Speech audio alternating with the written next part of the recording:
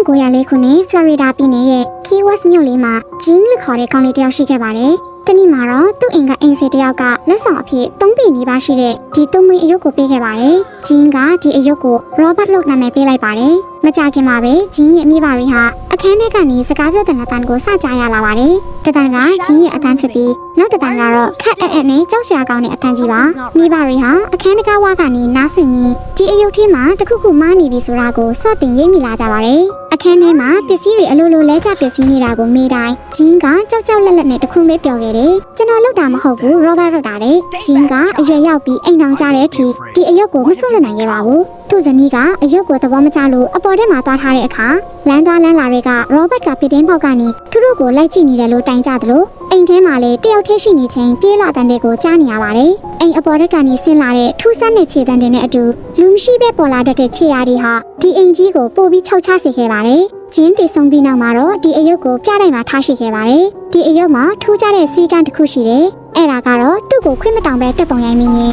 ကန်ဆယ်မှုတွေကြုံရတတ်တာပါပဲ။အခုထိလည်းနေရန်မှာတောင်းပန်စာပေါင်းရာနဲ့ချီရှိနေသေးပါ။ Robert ရဲ့မျက်လုံးတွေကတော့သူ့ကိုလာကြည့်တဲ့လူတွေကိုအခုထိလိုက်ကြည့်နေတော့ပါပဲ။ခမရရောဒီချိန်စာကိုယုံသလား။နောက်ထပ်ဇာတ်လမ်းတွေကြည့်ချင်ရင်ကျွန်တော်တို့ကို follow လုပ်ခဲ့အောင်နော်။